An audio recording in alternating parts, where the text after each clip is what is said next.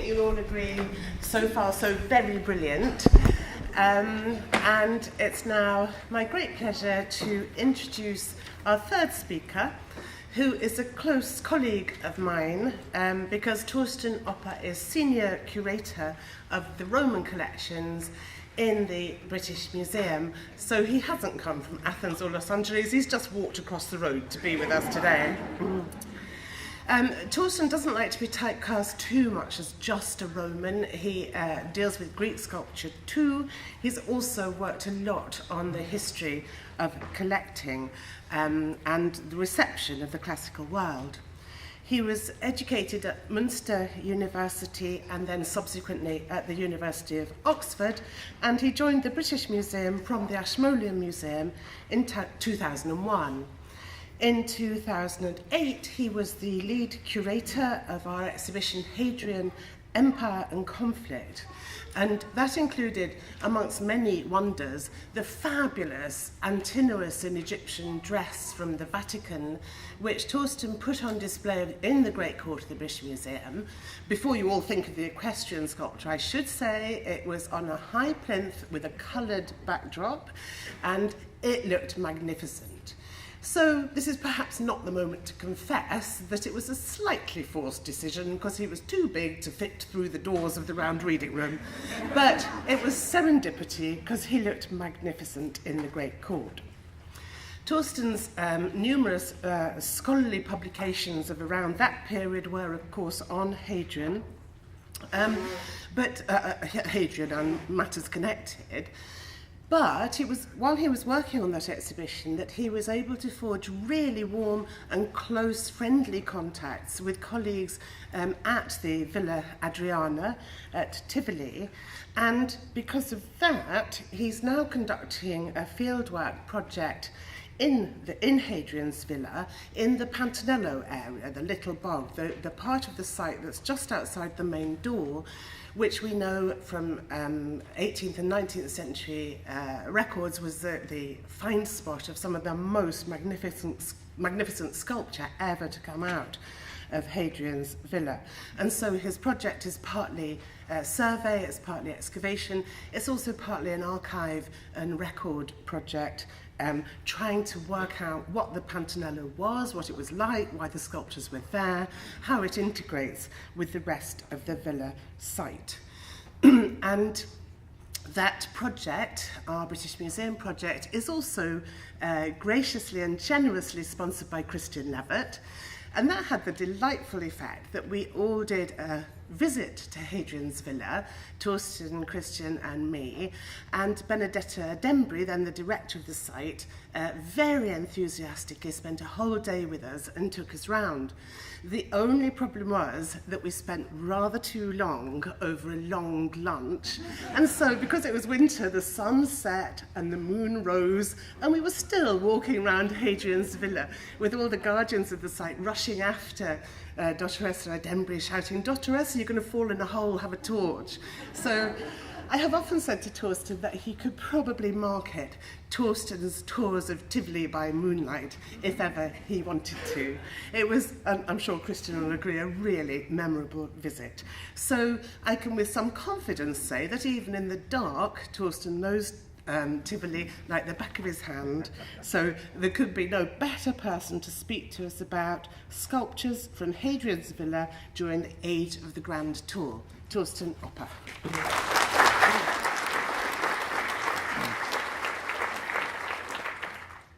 Thank you very much, Leslie. Thanks to our hosts and thanks very much to Chris for making it all possible. In 1461, when Pope Pius II, a classical scholar himself, gazed upon these magnificent ruins from the hills above, he could but bemoan the transience of the world. 8 years earlier, Constantinople had fallen in the east. Locally, all memory of the significance, the historical significance of this site was lost. It was known as Tivoli Vecchia, Old Tivoli, and it had furnished building material for the churches of the medieval city of Tivoli up over centuries. However, he ushered in a period of 5.5 centuries of research, fascination with the site.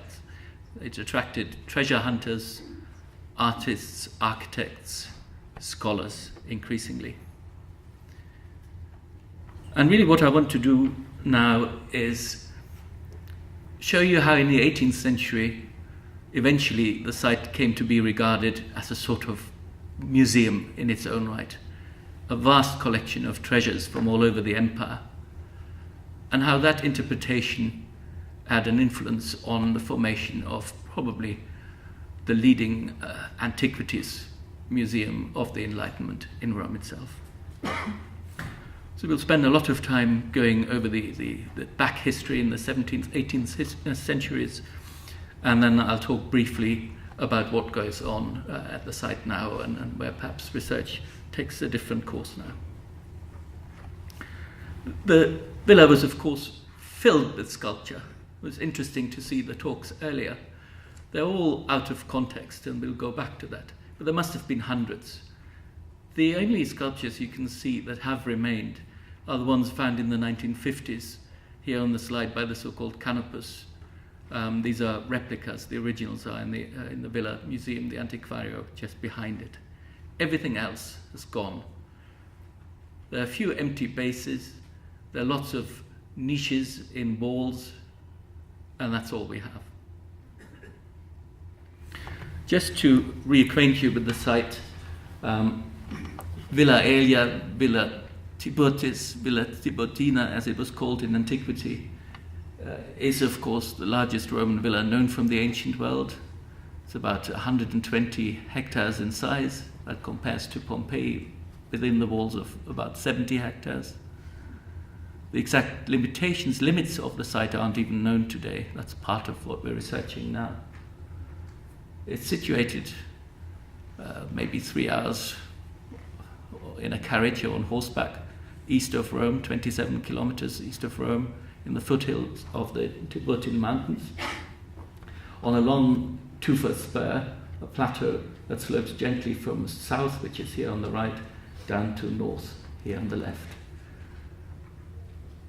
It was probably built in two major building phases, starting with Hadrian coming to power in AD 118, first phase to AD 125, and then from 125 to 133.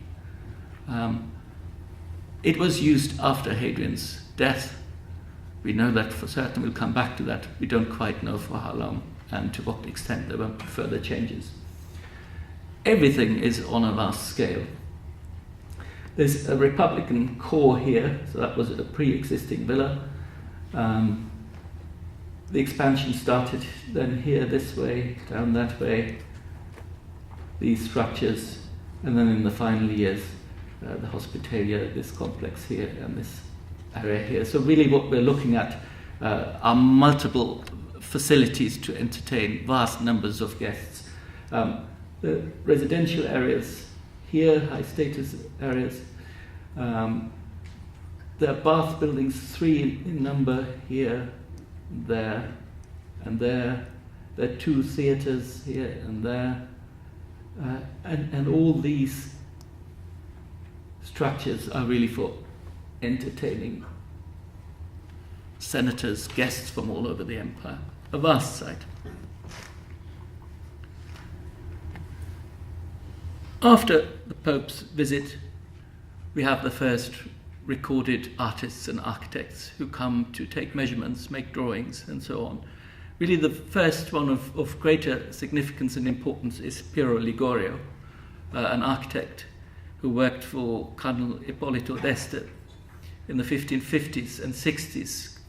d'Este was the governor of Tivoli for the Pope, and he built the Villa d'Este, this fantastic Renaissance villa that, like Villa Adriana today, is also a UNESCO World Heritage Site.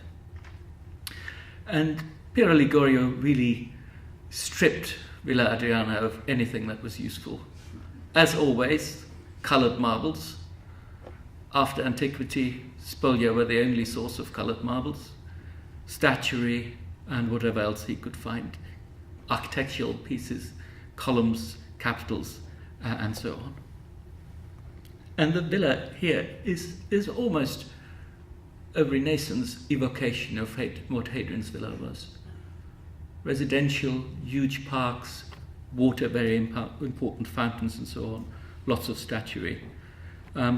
This is the so-called Roma Fountain, which is how in the 1550s and 60s they imagined ancient Rome looked like. And you can see dotted about various statues. After Ippolito's death, the villa fell into disrepair relatively quickly. A lot of the sculpture decayed, was dispersed. It was finally, the bulk of it sold off in the 1770s, 80s. A lot of it actually is now in Liverpool, re-restored because Henry Blundell bought it. You probably remember this quote. That is Hadrian's villa at Tibur, was marvellously constructed, and he actually gave to parts of it the names of provinces and places of the greatest renown, calling them, for instance, Lyceum, Academia, Britannium, Canopus, Poikile, and Tempe. And in order not to omit anything, he even made a Hades. Now that's from the Historia Augusta, a late antique series of imperial biographies.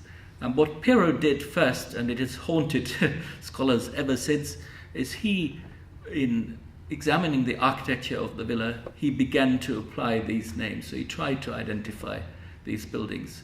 It's been a guessing game ever since. Of course, I mean, with Hadrian, people thought, yes, it's an empire in miniature, and it makes sense given that he traveled so much, but they're really topoi, and Cicero in his letters uses similar terms, so it's very standard stuff.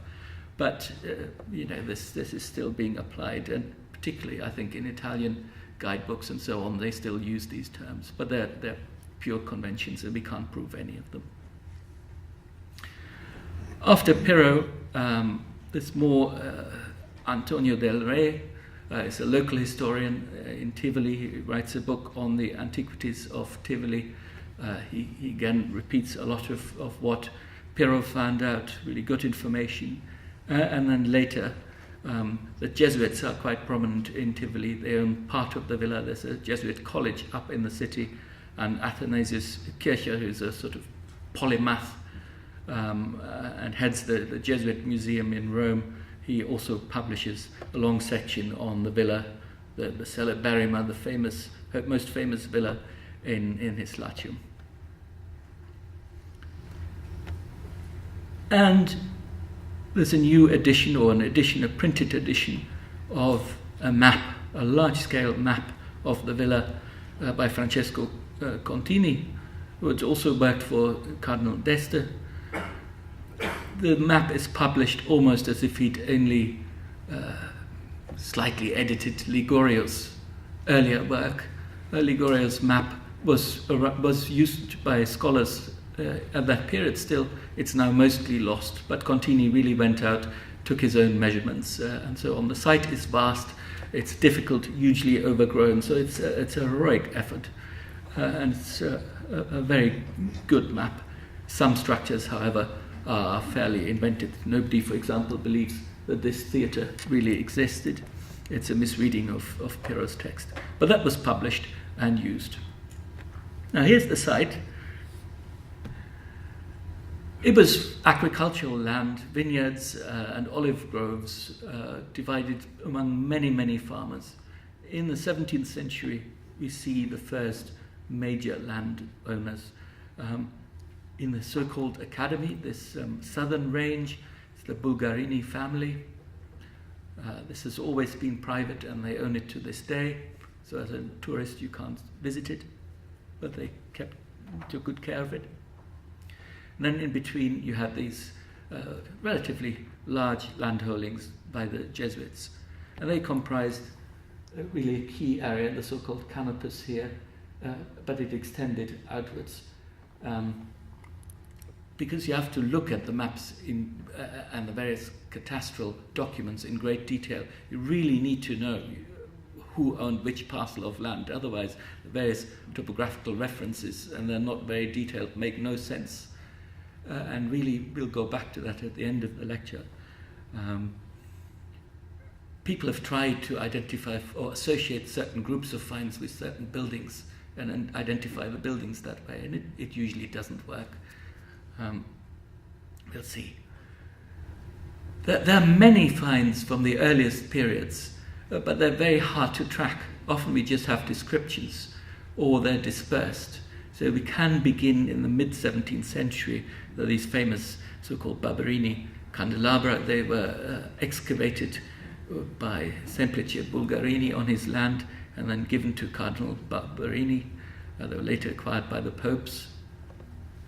And we have this really interesting Egyptianizing sculpture that was found, it was said, in the Canopus area. Now we know that extended much further out, as you saw on the map. These were actually found here. They're in the Vatican Museum now in the early 18th century, but they're similar to things found 100 years before that. And so we get into the 18th century. And the picture slightly changes, where we had lots of really peasant farmers. They're now additional landowners, and they're really the local nobility. They're Conte Fede and Conte Lolli from Tivoli, Miquellee, Liborio Miquellee, who is also a local notary and government official. They see this probably as some sort of investment, but they also are intellectuals, if you like to use that term. They're interested in the ancient history of the Agathibotinos. The Lolli, for example, claim descent from the ancient Roman gens Lollia, and it's really about seeing where their ancestors lived and that sort of thing. It's a bit of an intellectual game, but they're all members of the Accademia dell'Arcadia, which is where the clergy and the nobility and artists and scholars get together and discuss these things. It's a branch of the Roman Academy. There's a big exchange between Tivoli and Rome. Most of these have palaces in Rome itself. Now, the first big excavations in the 18th century, as Lesley alluded to, started in the Pantanello. That's the bottom left bit in the far north of the site. The little swamp. We still don't know what it is. It's a ground depression, and that's where hundreds of sculptures were found over various excavation campaigns in the 18th century. The first was by Francesco Antonio Lolli, who owned the grounds then in 1722. Hugely difficult operation because the water had to be drained, very difficult. But they found lots of marbles.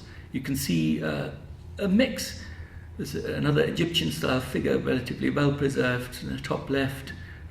Top right there is probably companion of Odysseus from a group. Below, harder to identify, maybe from a Scylla group. But you can see, and that's typical actually for most villa marbles, you can probably just spot the repair patches. Most of these were very fragmentary, in a bad shape. And only partially restored. I mean, this was hugely celebrated. There were also portraits of philosophers, of emperors, ideal statues, some full length of gods and goddesses, and so on. But of these first, after they made caused such a sensation, they were acquired by Cardinal Polignac, who was the French ambassador in Rome, and then took them to Paris. And the sort of link to Hadrian's villa almost got lost. In the Polignac catalogues, they're not mentioned. Dare I say it, most of them seem to have been used almost as spare parts to restore other things. That would change as the century progressed. Polignac died in 1744, and then his collection was bought by Frederick II of Prussia, so a lot of it is now in Berlin and Potsdam.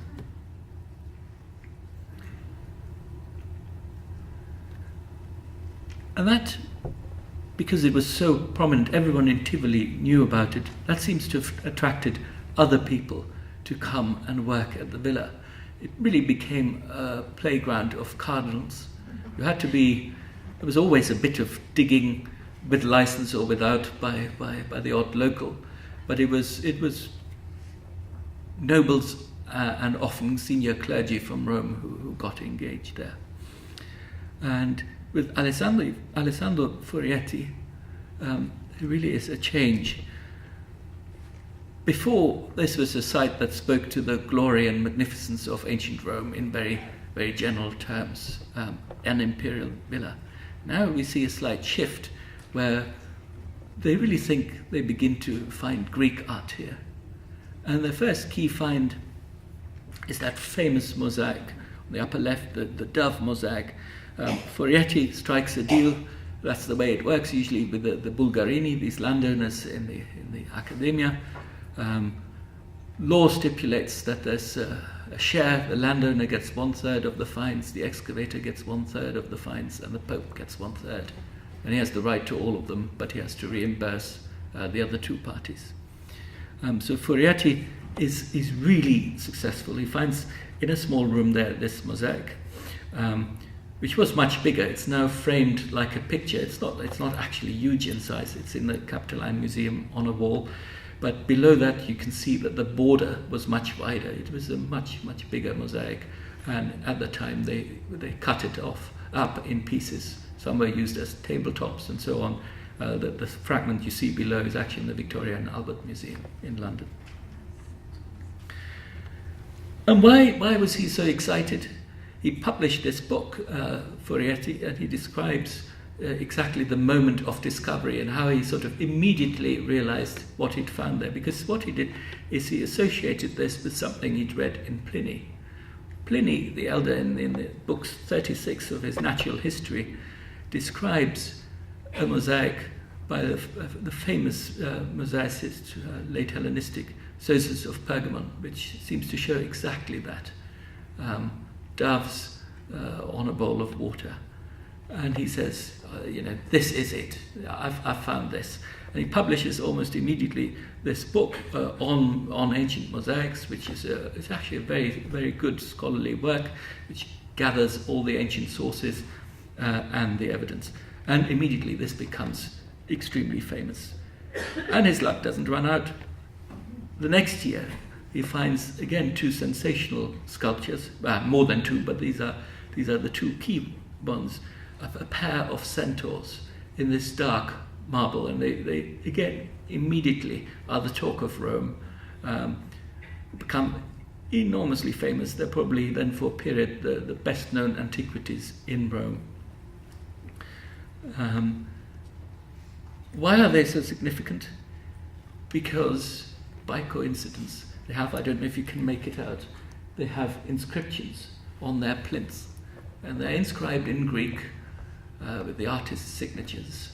Aristeas and Papias made this from Aphrodisias.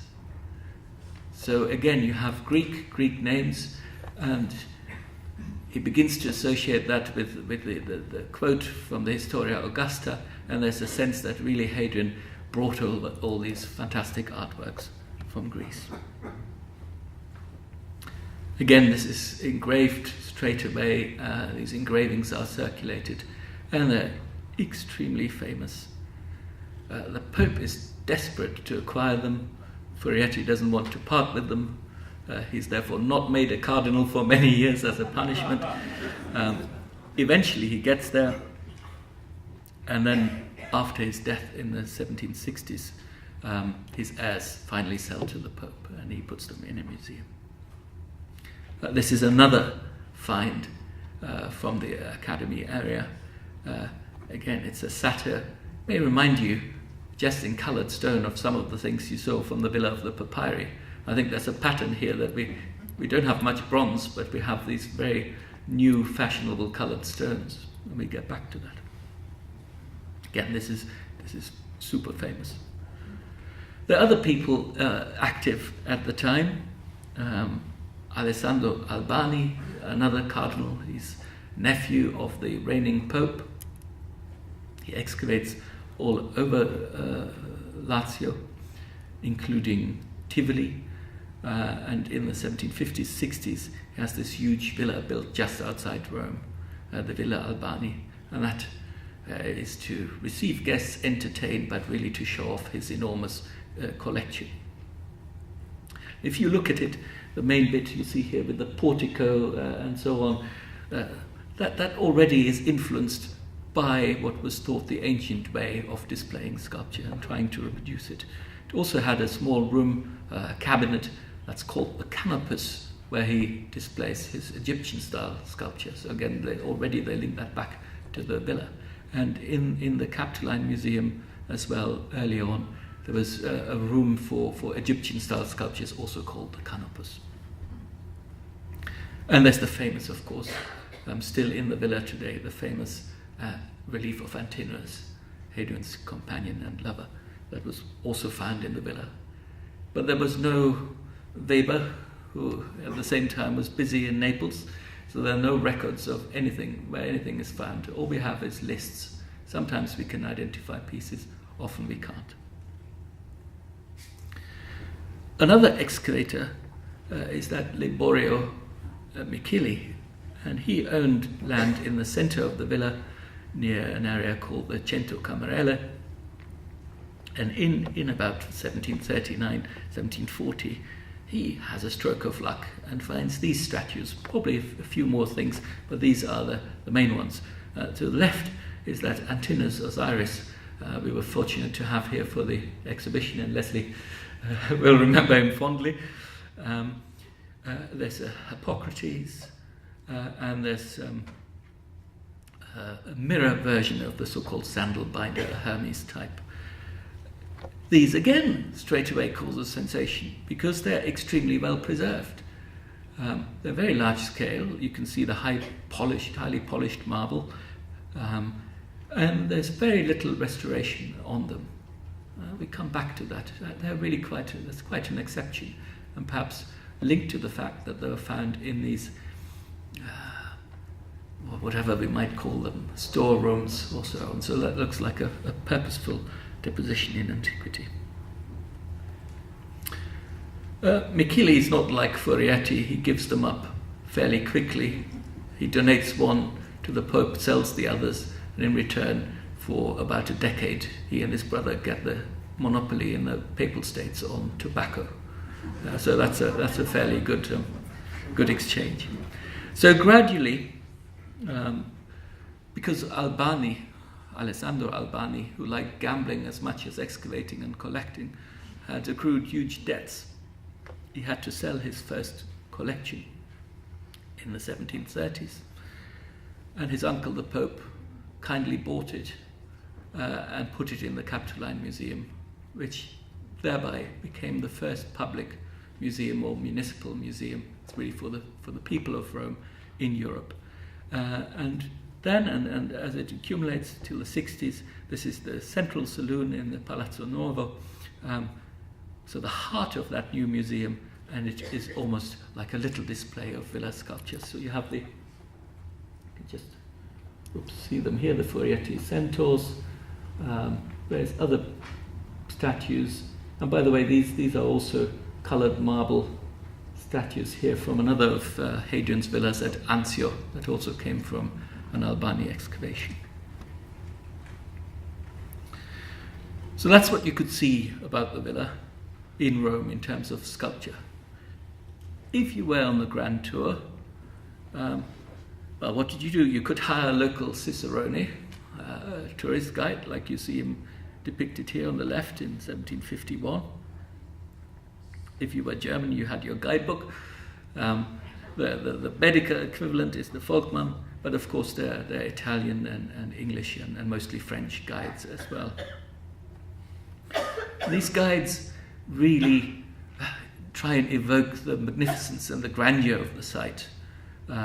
They go back to Hadrian and how he travelled and how he built these replicas of major sites and monuments in the empire. But for tourists, because again this was divided between many different landowners and so on, it wasn't a tourist route through. It was very difficult. It was very difficult to work out what was what. If you read period accounts, people spent 2-3 hours with a guide, were suitably impressed by the sheer size of the ruins, and then went up to Tivoli to go there. There wasn't really any sculpture to see. But it became quite a popular stop-off point on the tour, and Contini's map was republished really for the tourist market and for scholars to an extent in 1751. If, however, you were noble and you had connections, there was another option you had, because Count Feder, who lived in Tivoli, started buying parcels of land in the villa in 1704. This is a country house, a little pleasure house he built in that year, and then gradually he acquired more and more land till he owned really most of this northwestern part of the villa. Here's the Greek theatre, you might remember, so-called. This is the so-called Teatro Marittimo. And as the map says, this was acquired from 34 different landowners. But now this gives him a huge chunk. He can receive visitors. He immediately engages in his own excavations. He has a palazzo in Rome. Occasionally he sells things. But in the casino here, you see it in a later view, he also establishes a collection, what you might call the first site museum. And there are various noble visitors, I think Goethe among them, but also the Elector of Bavaria and the Palatinate who go there and see the sculptures on site and are very impressed. You see on the right, for example, engraved is another faun in red marble, very much like the one we saw earlier. And there's a good 24 or so sculptures, architectural fragments, and other things. These famous colossal marble busts of representations of comedy and tragedy, which apparently were found near the theatre, which makes good sense. They later get sold to the Vatican. There's another statue here, an Apollo. This bit is restored, as is the head. But what is really quite significant is that here on the tree trunk, it also has a Greek artist's signature. Said Apollonius made this. And that's 3 from one side. You might not think that's particularly impressive, but counting up in the various corpora, it is actually quite unusual. There's 67 inscriptions I've counted on sculptures, so not on basis where the sculpture is lost, on sculptures for the first 3 centuries, from Augustus, say, to the end of the 2nd century, and 3 are from Hadrian's villa, so that is beginning to look quite significant, and they're all Greeks. And it continues. So in 1769, Gavin Hamilton, in partnership with various others, decides to go back to the Pantanello because his sculptor can see bits lying around there, and he also finds out that Lolli was just overwhelmed by the technical difficulty of the excavation. So they go in over probably 2-3 seasons with 40-50 men every season, and again find dozens, hundreds of sculptures. These on the screen here are just some of the ones we have in the British Museum next door. Again, they're fairly fragmentary, but they cover the whole range. Architectural, full-length statues, portraits, reliefs, ideal statuary, and so on. There are also stacks and stacks of coloured marbles, architectural pieces, and so on. This series of great 18th century excavations comes to a close in the 1770s, 1790s. Count Feder died in 1777, but his heirs continue excavating. Again, they give license to another cardinal, Cardinal Marefoschi, and he finds in the 1770s in an area we can identify because we can find this. We found the spots where these mosaics were cut out of the ground, so they have a very precise context. We find 7 of these. Again, the sensation they're very restored now. They were probably very fragmentary, but at the time they were considered the equivalent to the Dove mosaic. And more bits of sculpture and Antinous here. Ken will recognize this one, the Lancedale Herakles, which is in the Getty now. Also a lot of architecture. There's still spoliation going on. There's a whole set of columns that get sold with the rest of the collection to the Vatican. used for the new sacristy of St. Peter's. 12 columns from there, and more goes to Sweden. And this is just to round off the picture. On the right you have a major local landowner and excavator, Domenico De Angelis, who was also involved in the Pantanello area and in the academy, where he found lots of mosaics. And he struck luck in a so-called villa of Cassius. So Hadrian's villa was isolated on this tufa plateau, but it was really ringed by other private villas on all sides. And this is one, so high up on the slope towards Tivoli. What he found was a group of the Muses, and complete sets, mythological sets if you like, were particularly prized, not least because Rome was losing through export some of its collections at the time. The Farnese collection was going down to Naples. The Medici, the Niobid group, was about to go, had just gone to France, so this was fantastic. The Pope immediately claimed all these for himself. There weren't only the Muses, there were lots of portrait herms of Greek statesmen, all inscribed in Greek, of Greek orators, statesmen, philosophers, and so on. A little bit again like what you have in the Villa of the Papyri. These are all topical. And they really match what Piero Liborio described, the kinds of things he found in Hadrian's villa itself in the 1550s and 60s. So they complete the picture. And of course, last but not least, there's Giambattista Piranesi, who over 20, 30 years goes to the villa regularly to draw, to measure, and so on. And he prepares this fantastic new map of the villa, which is one up on Contini. It's published, finished and completed and published by his son, Francesco. This is new. You see at the bottom there's a lot of text, and he really names the structures, but he also tries to locate some of the finds, so it tells you who found what where. And that's the first time we have any record of that kind.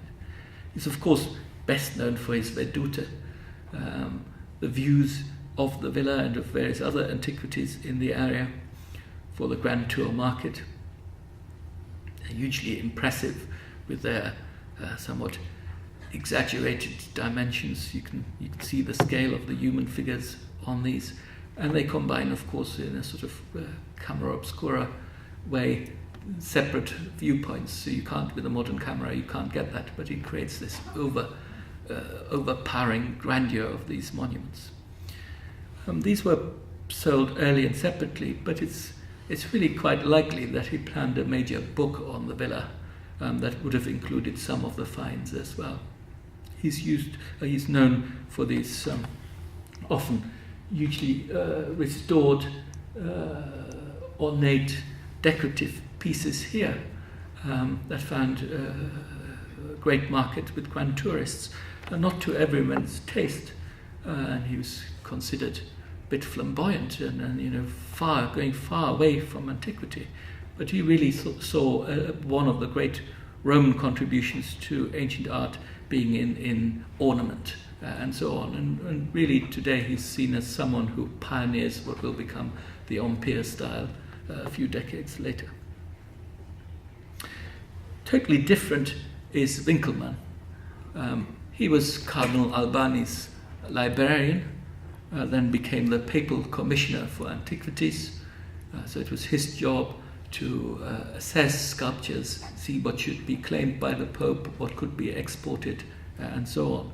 And that really gave him wonderful knowledge of all the antiquities in Rome. There he's posed with an engraving of the Albani relief in front of him. And his history of the art of antiquity makes him the father of art history. So he's the first to see a succession of styles from the first, he defines as ancient Egyptian to Etruscan to Greek to Roman, a stylistic development. But he sees really the high point in the classical period of Greece in the 5th and 4th centuries. And for an employee of the Pope, perhaps rather delicately, he thinks that's to do with freedom, democracy, that only in such circumstances can great art really be developed. He's very inconsistent, obviously, in not applying that, but this is in the decades before the French Revolution, so not uninteresting. There's some good observations by him and his friend, the painter Raphael Mengs. They look at the marbles, for example, the types of marble, and they realize a lot of them are of Carrara, so they must be Roman productions, they can't be Greek. Winckelmann himself claims that because great art can only flourish where people are free, that even under, if you like, enlightened rulers like Augustus or Hadrian, it can only be somewhat derivative. It doesn't have that great inner power that he evokes in his descriptions of some of these masterworks, which of course are all Roman copies. So he's the papal commissioner for antiquities. That gets us to the new pope. In 1775, Pius VI, Giovanangelo Braschi, gets elected and is the new pope. The years before, he had already been the treasurer, so he was very much involved with the antiquities trade. He was very interested in the ancient world, in collecting, in the arts in general.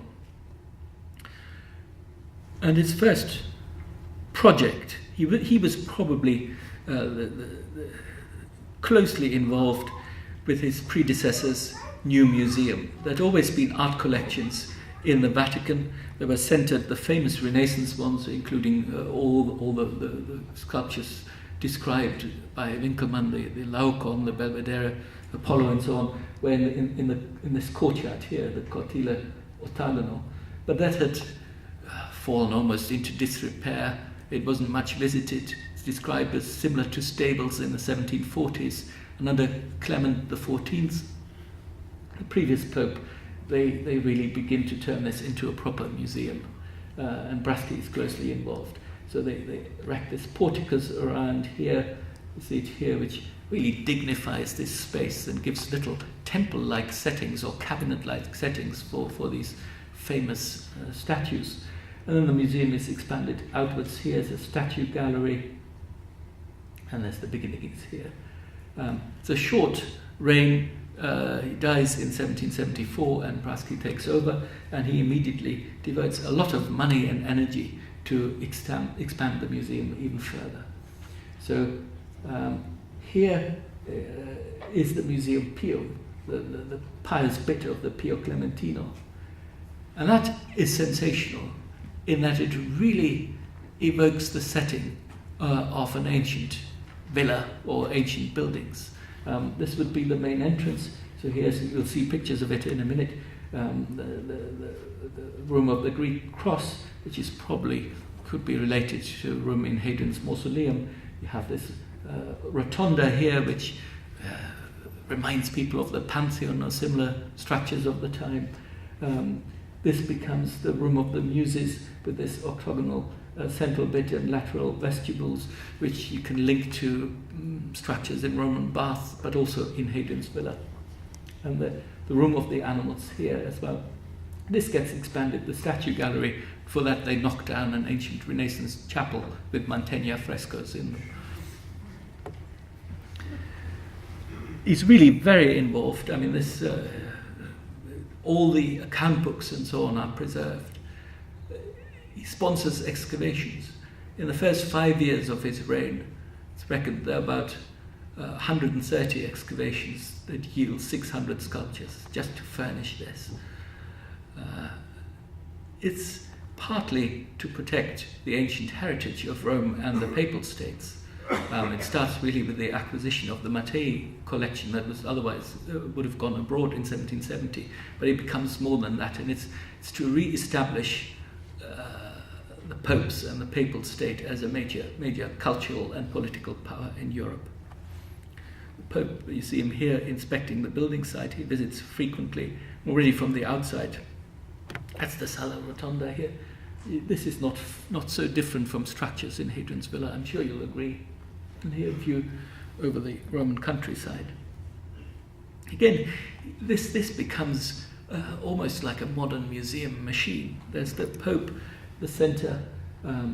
He's the last great nepotist as well. So he has two nephews whom he adopts. One he makes a duke, the other becomes a cardinal. They're very involved. They run their own excavations. There's a curatorial team headed by Giambattista Visconti, aided by his son Ennio Quirino Visconti, who succeeds him, and another son, Filippo Aurelio, who becomes curator after him. The architects, there's a whole team of curators and conservators. So there are various sculptors and restorers who get all this sculpture up to scratch. And here we go. So this is the entrance to the museum, the Croce Greca. The two flanking figures are telemons in red marble from Hadrian's villa, acquired from Tivoli in 1779. And this first room, you can't see it, but if we stood there now, behind us would be two sphinxes. So there's a bit of Winckelmannian art history at play in terms of how the display is structured. So you begin with the earliest periods, the Egyptian, and then you move through. And in itself, because so many of these objects come from Hadrian's villa, it evokes these spaces as well. So here, left is the Sala Rotonda. This has somewhat changed since, but it was all full of coloured marbles. The floors, for the first time, had ancient mosaics, lifted in huge parts, carefully restored and laid out again. So for someone visiting at the time, this must have been magnificent, and they must have felt that they were walking through an ancient Roman building. This was hugely impactful, was imitated. In terms of architecture, it has links back to England before, but in itself it was then extremely influential.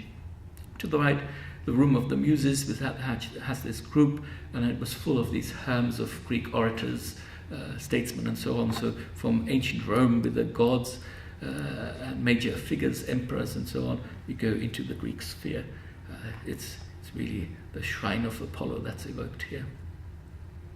You have more rooms. Upper left is the room of the animals, which is like a game park around the villa. Again, this is full of things from Hadrian's villa, and the setting.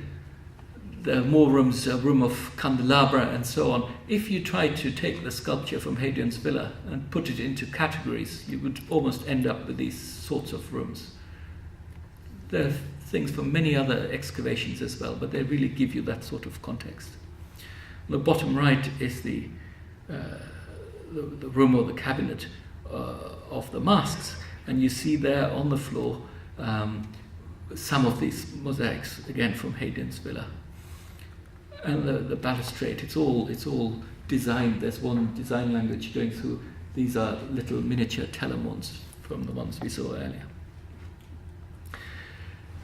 This is enormously important to the Pope. I mean, he uses it to conduct diplomacy.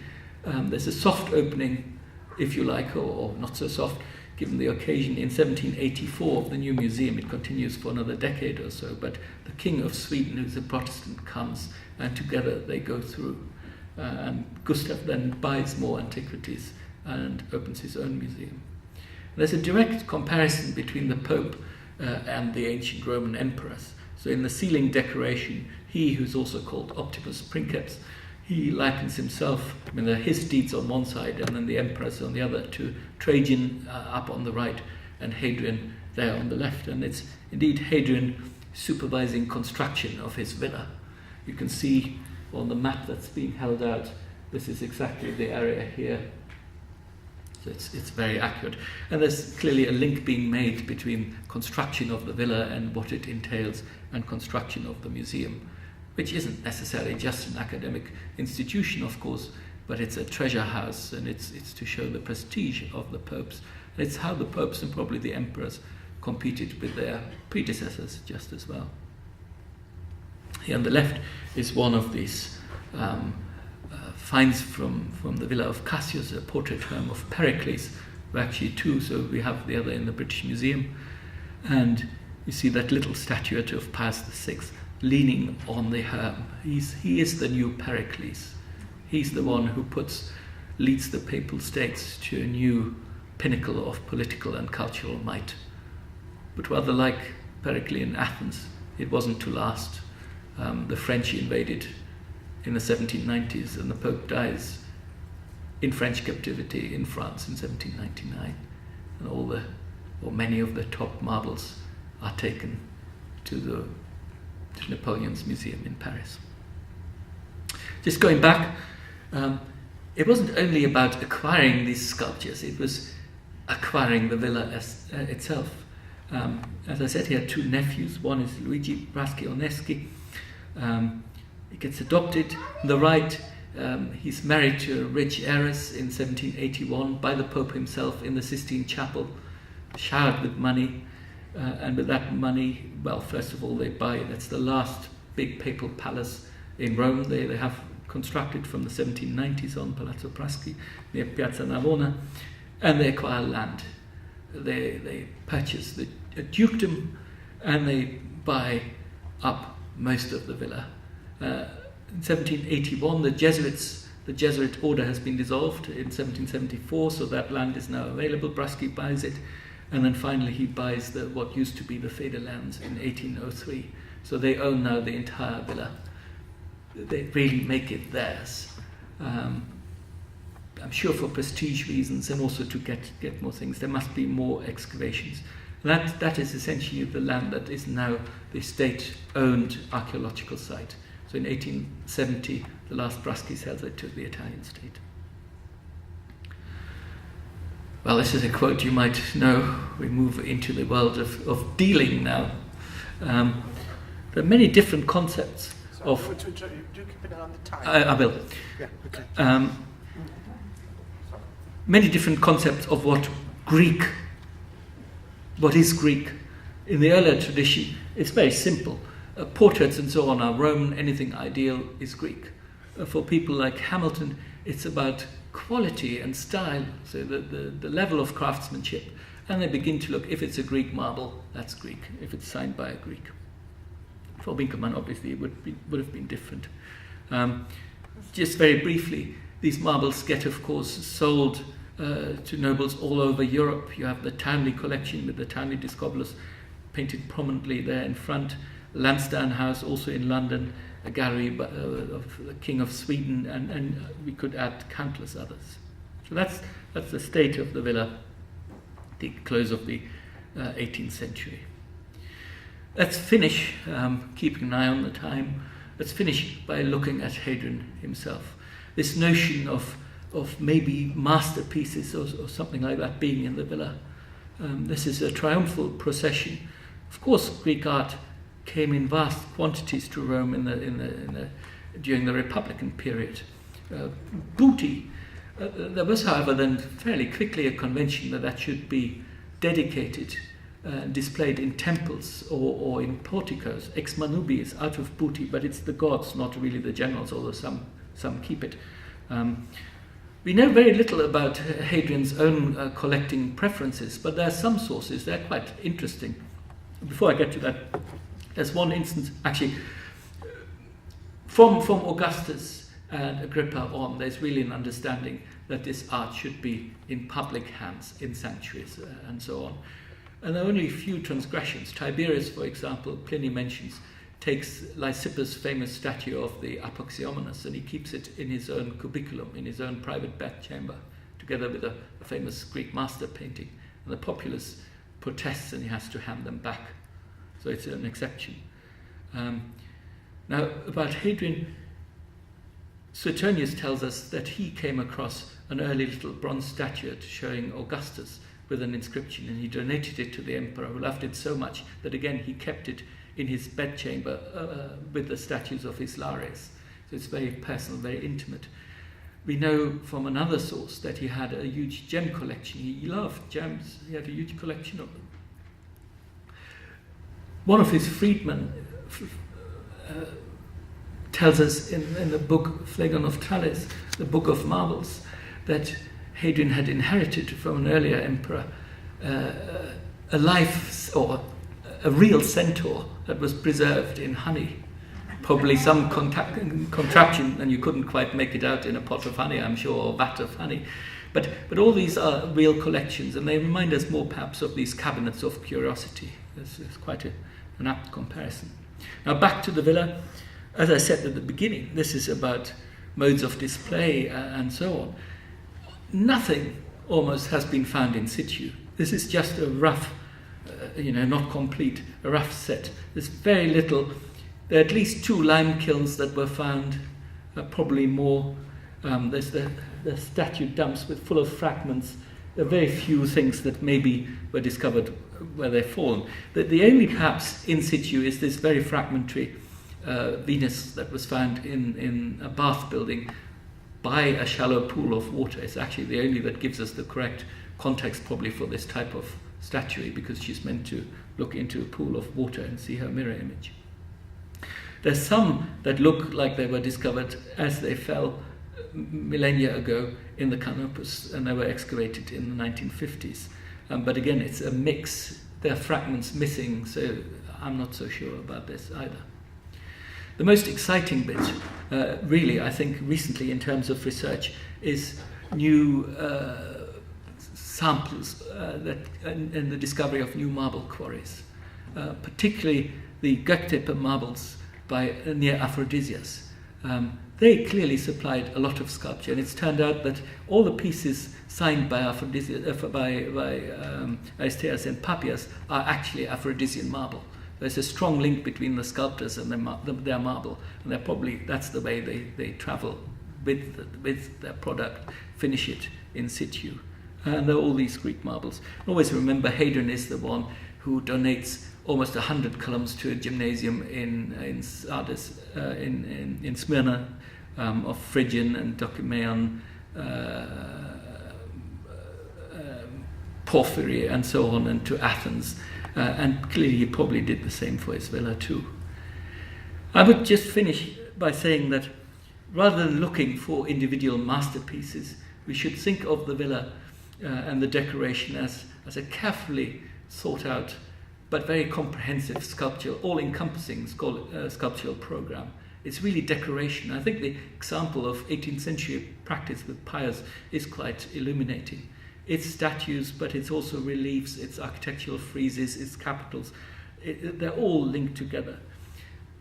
Actually, surprisingly little is fully published. The main catalogue of the villa is from 1983 of the villa sculptures. It's badly illustrated.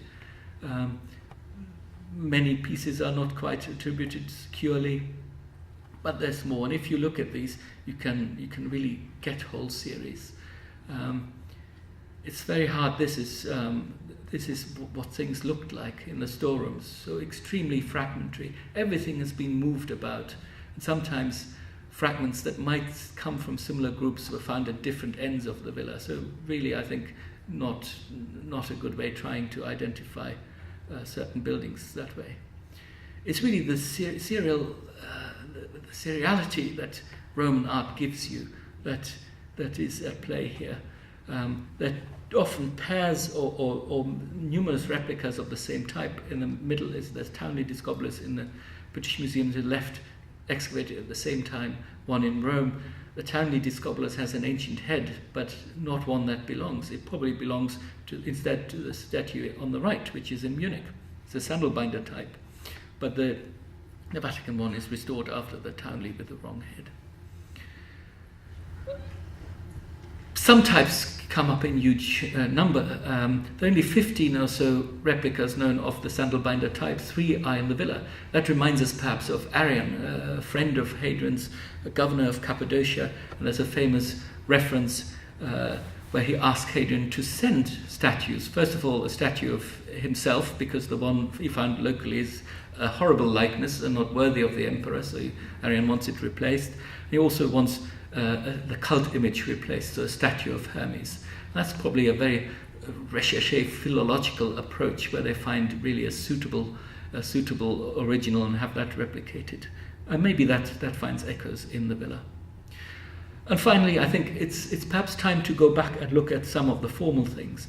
I said most of these, the settings, in as far as we can tell, we can't attribute to specific places, but they're often in an architectural context. There are lots of wall niches. We begin to see these ornate plinths that remind me of what you see earlier for bronze statues, all these different types, quite consistent. And that is, again, probably a program that runs through. This was studied a long time ago, but it seems that these shapes and so on come in really under Hadrian. And the sculptures, I mean, that would require a lot more study. But most of them, with known context, seem to come from Hadrian's villa. So I think there's, again, a trend that's set. And other things, Göktepe marbles come in. Here, again, another type. The three on the left from the villa, the one on the right, are known, but exactly the same type. That might even help sometimes attribute pieces. And there's lots of this decorative sculpture, and you can see when things were restored or not. And for the first time, with the new excavations starting now, you see here on the right, we can get the context. We can see how these things came out in the Renaissance period and in the 18th century, and that's really rewarding. And I finish with this last slide, which is really that now with various research projects, Italian, American, ours as well, we're beginning to look at the later phases of the villa, how and when it was abandoned, where there were lime kilns, how things were removed, and so on. That helps us to tell an additional and really interesting story, and that will keep us busy for many years to come. Thank you very much.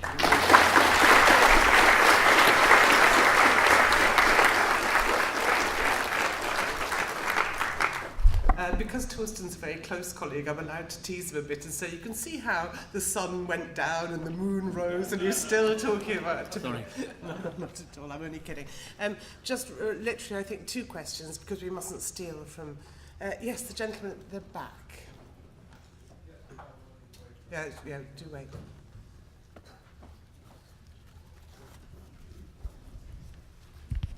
Yeah, thank you, Thorsten, for a fascinating talk, as ever. The last slide there, I was interested in the picture there. Is that the antiquarium in Hadrian's Villa? Yes. So that's the site museum now, top right. And has it got some of the new finds in you're finding at the moment, or has it got the ones I've seen These before? are some of the finds that, and the left is the so-called Palestra area. That's where the Superintendenza has worked, and that's part of the area where Piero Liborio excavated in the Renaissance. So they find similar things, but unrestored, and you see how jumbled up it is. I mean, there's a polyclyton head, an Egyptian sphinx, an Egyptian Horus. No wonder they found a lime kiln as well. Oh. And to the right is another group where they find something that really hasn't been touched by anyone since it was abandoned in antiquity, probably a high status service building towards the higher ground of the villa. And you're still working there? We are going back out this summer, and that will be for another talk, but we've also found structures, and we're beginning to get a bit of a context, and we can tell that the villa was much bigger than previously thought.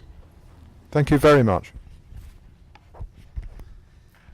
Well, on that very hopeful note, with lots of exciting finds still to be made, thank you very much, Thorsten, for a wonderful talk. Thank you.